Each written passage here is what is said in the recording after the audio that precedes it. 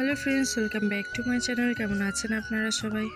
বাৎসরিক অনুষ্ঠানের জন্য রান্নাবান্না হচ্ছিল, আর এদিকে দেখেন উনুনের এই পাশে একটা ভুজি দেওয়া হয়েছে। ওটাকে পূর্ণপাত্র বলা হয়। কোনো অনুষ্ঠানের রান্নার আগে আমাদের এরকম পূর্ণপাত্র দেওয়া হয়।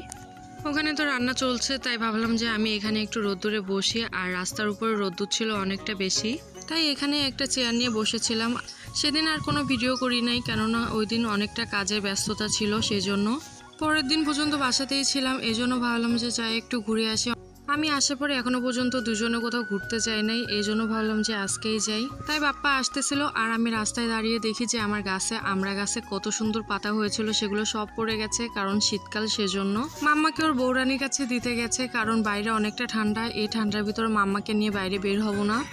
ততক্ষণে আমি একটু বাইরেটা ঘুরে দেখছিলাম। আর আমার এই গাছটা দেখেন, এটা হচ্ছে খই ফল গাছ। আমি অনেক খই খাইতে ভালোবাসি, এই জন্য বাপ্পা এই গাছটা লাগিয়েছে। এই গাছটা যখন লাগানো হয়েছিল প্রায় 1 বিঘের মতো ছিল গাছটা, এতটাই ছোট ছিল গাছটা। 1-1.5 বছর মতো লাগানো হয়েছে, তাতেই দেখেন কত বড় হয়ে গেছে। আর আমরা দুজনে তো বেরিয়ে পড়েছি, বেশ অনেকটা দিন পরে দুজনে মিলে বেরিয়েছি ঘুরে বেড়ানোর জন্য। ঘোরা বলতে এই আশেপাশে যে রাস্তাগুলো আছে, গ্রামের রাস্তাগুলোর মধ্য দিয়ে যেতে অনেক বেশ ভালো লাগে।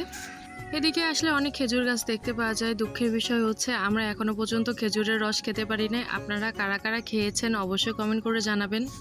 আজকে ভিডিওটি এই পর্যন্ত। ভিডিওটি কেমন লাগলো অবশ্যই কমেন্ট করে জানাবেন। আর যদি ভালো লাগে তাহলে একটা লাইক করে দিয়ে পাশে থাকবেন। সবাই ভালো থাকবেন, সুস্থ থাকবেন। আজকের মতো টাটা।